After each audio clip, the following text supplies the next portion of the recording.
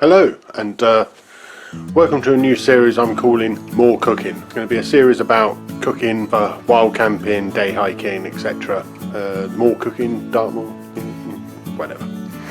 So today is more of a technique demonstration than an actual recipe. I'm going to show you a technique I've been playing with for dry baking in a pot while you're out hiking.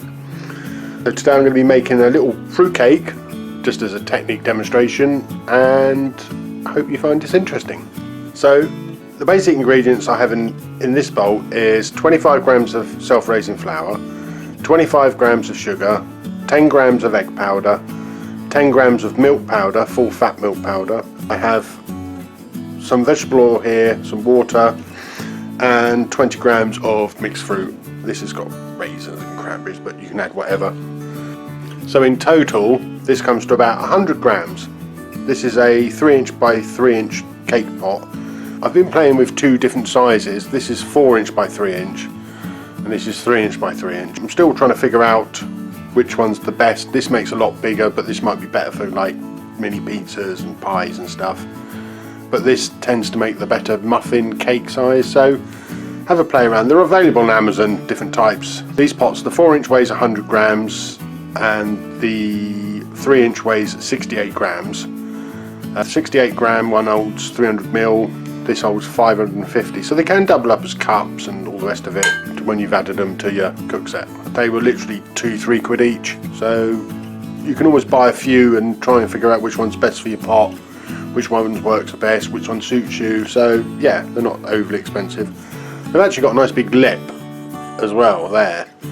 I've actually tested this using it to make tea in, and yeah, that stays pretty cool. So it actually doubles up as a cup. So 2 uses for one thing in a cook set always works well. The first thing you do is add all the ingredients together. I just chuck it all in one. You could carry it in a Ziploc bag like that then. Give it a quick mix. Don't add all the oil. You can use butter if you're prepared to carry it. I've used vegetable oil, so it's because you tend to sort of carry a bottle of that anyway. For doing other cooking, you can carry a little 50 ml, 100 ml of it, so it's perfect for this. And then just add water until you get a cake batter consistency. So you should end up with cake mix looking something like that. Next comes prepping the pot ready for baking. I cut a small circular piece of greaseproof paper to sit in the bottom. It didn't even register on my scale, so they weigh nothing to carry. A little bit of olive oil and just grease the inside of the pot so it's all greased all the way around, and place the little piece of greaseproof paper in the bottom. And then next, just pour the cake mix in.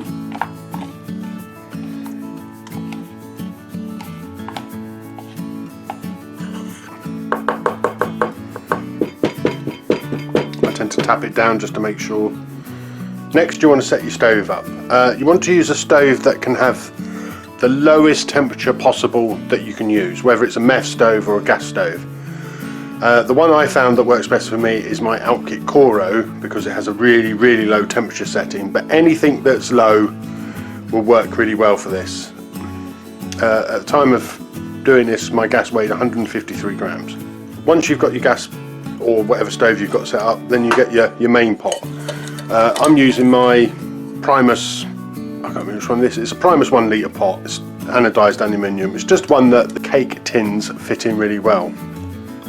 So yeah, set that up, and you want to put something in the bottom to hold the pot off the bottom of the other pot, so the gas isn't in direct contact with the bottom of your cake tin. I used an old simmer ring from a alcohol stove. It's just got like a rim on it. It just sits on the bottom really well, and it weighs 2 grams, so it's absolutely no weight to your cook set. Then you just place the cake tin in like so, put the lid on. I have got some heat-proof felt coming. I did see a video where a guy had placed a heat-proof pad on the top of the pot to add as an insulator. I will be doing that for my proper cooking pot, but I actually found it doesn't actually matter. I think it just makes it more efficient. So there you go. There's your pot, inside the pot with your cake mix. Put the lid on. I'll take it off a minute, and then you want to get the lowest burn you can get on your stove.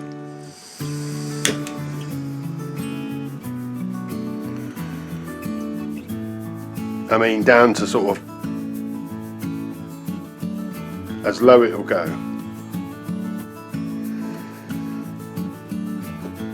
And then place the pot on top and wait. I found that this recipe takes about 15 to 20 minutes to cook.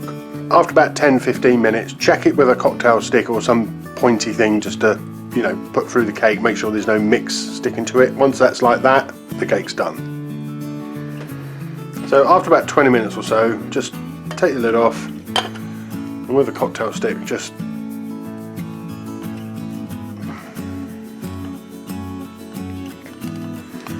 so you see there's still a little bit of mixture, so let it run for about another 5 minutes. You see still a little bit of cake mixture. So after about another couple of minutes, take the lid off, get your cocktail stick. Yeah, see that's clean all the way through. So turn the gas off and just let it sit for a couple of minutes. So after a couple of minutes, remove the pot from in the pot, set it aside, and let it cool before handling. You might find you need to use a knife just to loosen it up a little bit.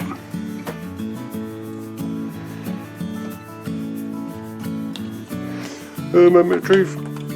Ta-da! And there you have it. A little cake. The little thing is, if your greaseproof paper comes out like that, just bits of cake on it, rather than that which burned, this was one I did before. This showed it the temperature was too high and it was burning. But if the greaseproof paper comes out basically untouched, really, basically it's just cake crumbs, you can rub them off and probably use that again. That shows you the temperature was right. So there we have a little cake.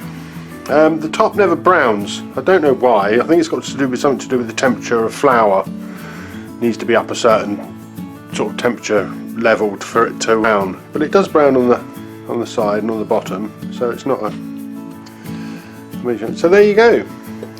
Your pot is like that, but I found once it's cooled down, it literally, this residue in it literally just brushes out, just wipes out with a cloth.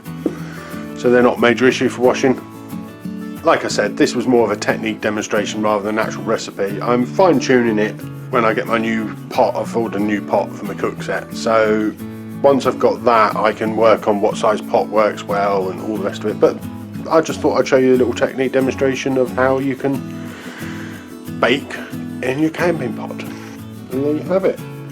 The fruit cake cooked in a camping pot. 141.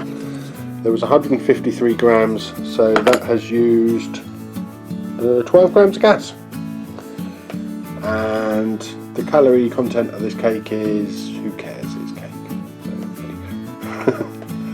So when I've figured out some more recipes for this, I will show you some more. So thank you very much.